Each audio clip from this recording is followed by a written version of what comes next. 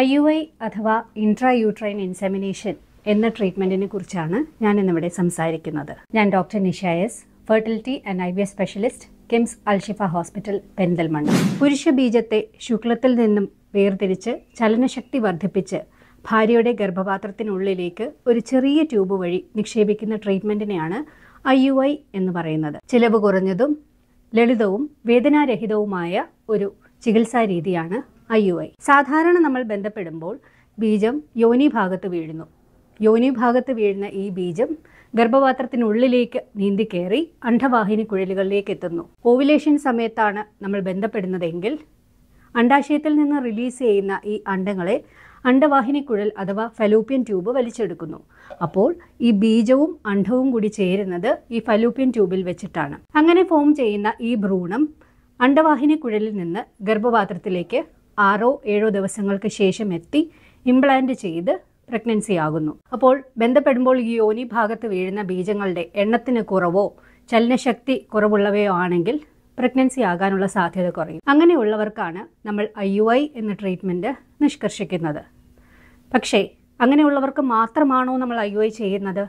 അല്ല, മറ്റ് സന്ദർഭങ്ങളിലും നമ്മൾ IUI ചെയ്യാറുണ്ട്. അതായത് എൻഡോമെട്രിയോസിസ് പോലുള്ള അവസ്ഥകളിൽ ഏർലി സ്റ്റേജസ് ആയ സ്റ്റേജ് 1 or 2 എൻഡോമെട്രിയോസിസ്, ബന്ധപ്പെടാൻ ബുദ്ധിമുട്ടുള്ളവർ, അൺഎക്സ്പ്ലെയിൻഡ് ഇൻഫെർട്ടിലിറ്റി, അതായത് നമുക്ക് കാരണങ്ങൾ ഒന്നും തന്നെ കണ്ടുപിടിക്കാൻ പറ്റാത്ത കേസുകളിലുള്ള വന്ധ്യത മുതലായ കേസുകളിൽ നമ്മൾ IUI ചെയ്യാറുണ്ട്.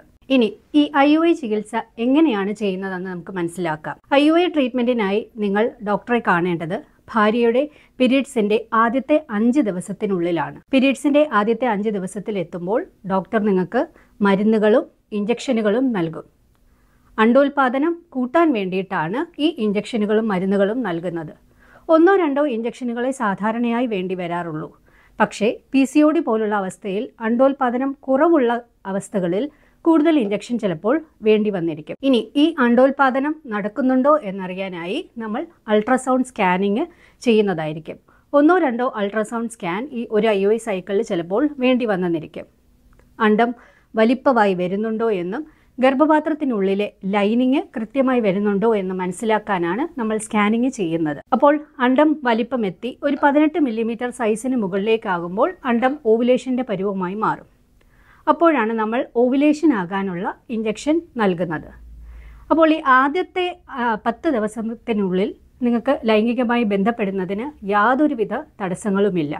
പക്ഷേ ഓവുലേഷൻ ആകാനുള്ള ഇഞ്ചക്ഷൻ എടുത്തതിന് ശേഷം ബന്ധപ്പെടാതിരിക്കുന്നതാണ് നല്ലത്. IUI ചെയ്യാൻ എത്തേണ്ട ദിവസം രാവിലെ, ചിലപ്പോൾ 36 മണിക്കൂർ എന്ന് പറയുന്നത് ചിലപ്പോൾ രാവിലെ ആകാം, അല്ലെങ്കിൽ ഉച്ചയ്ക്കാകാം. അന്ന് ഹസ്ബൻഡിനോട് സെമൻ കളക്ട് ചെയ്ത് തരാൻ പറയുന്നു.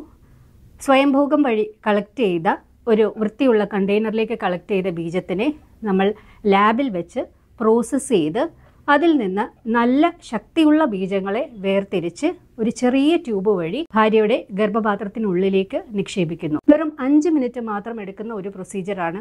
ഒട്ടും തന്നെ വേദനയില്ലാത്തതാണ്. അനസ്തേഷ്യയുടെ ഒന്നും യാതൊരു ആവശ്യവുമില്ല. ഹോസ്പിറ്റലിൽ അഡ്മിറ്റ് ആവേണ്ട ആവശ്യവുമില്ല. പ്രൊസീജിയർ കഴിഞ്ഞ് 20 മിനിറ്റ് കിടത്തിയതിന് ശേഷം നിങ്ങൾക്ക് അന്ന് തന്നെ വീട്ടിലേക്ക് പോകാവുന്നതാണ്. ഇനി IUI കഴിഞ്ഞതിന് ശേഷം എന്തെങ്കിലും റെസ്ട്രിക്ഷൻസ് ഉണ്ടോ? റെസ്ട്രിക്ഷൻസ് ഒന്നും തന്നെയില്ല. ബെഡ് റെസ്റ്റിൻ്റെ യാതൊരു ആവശ്യവുമില്ല. റുട്ടീനായിട്ട് നമ്മൾ ചെയ്യുന്ന എല്ലാ ആക്ടിവിറ്റീസും ചെയ്യാം. യാത്ര ചെയ്യുന്നതിനും തടസ്സമൊന്നും തന്നെയില്ല. പക്ഷേ ഹെവി ആയിട്ടുള്ള കാര്യങ്ങൾ ഒഴിവാക്കുന്നത് നല്ലതായിരിക്കും. 2 ആഴ്ചത്തേക്കിന് ഗുളികകളും മരുന്നുകളും ഡോക്ടർ നിങ്ങൾക്ക് നൽകും. അത് കൃത്യമായിട്ട് കഴിക്കുക. ചില സ്ത്രീകളിൽ ചെറിയ വയറുവേദനയും നടുവേദനയും ഒക്കെ കാണാറുണ്ട്.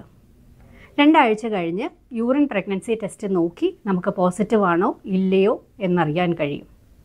ഈ IUI പ്രഗ്നൻസി എന്ന് പറയുന്നത് സാധാരണ പ്രഗ്നൻസി പോലെ തന്നെയാണ്. യാതൊരു വ്യത്യാസവുമില്ല. അപ്പോൾ IUI എന്ന ഈ ട്രീറ്റ്മെൻറ്റിൻ്റെ വിജയശതമാനം എത്രയാണ്? ഒരു IUI സൈക്കിളിൻ്റെ വിജയശതമാനം എന്ന് പറയുന്നത് 15-20% മാത്രമാണ്. ആദ്യത്തെ IUI സൈക്കിളിൽ പോസിറ്റീവ് ആയില്ല എന്ന് വെച്ച് സങ്കടപ്പെടേണ്ട കാര്യമില്ല. അടുത്ത ട്രീറ്റ്മെൻറ്റിലേക്ക് നിങ്ങൾ കടക്കേണ്ട കാര്യവുമില്ല. 3-4 സൈക്കിൾ IUI കഴിഞ്ഞതിന് ശേഷവും പോസിറ്റീവ് ആകുന്നില്ല എങ്കിലാണ് അടുത്ത പടിയായ വലിയ ട്രീറ്റ്മെൻറ്റിലേക്ക് നിങ്ങൾ കടക്കേണ്ടത്. അണ്ഡവും ബീജവും അണ്ഡവാഹിനി കുഴലിൽ വെച്ചാണ് ചേരുന്നതെന്ന് നേരത്തെ തന്നെ പറഞ്ഞല്ലോ. അപ്പോൾ ഈ ട്യൂബിന് 2നും ബ്ലോക്ക് ഉള്ളവർക്ക് IUI ചെയ്യാൻ പറ്റുമോ? ഇല്ല. ഒരു ട്യൂബെങ്കിലും ഫങ്ഷനിങ് ആയിട്ടുള്ളവർക്ക് മാത്രമേ നമുക്ക് IUI ചികിത്സ ചെയ്യാൻ കഴിയുകയുള്ളൂ.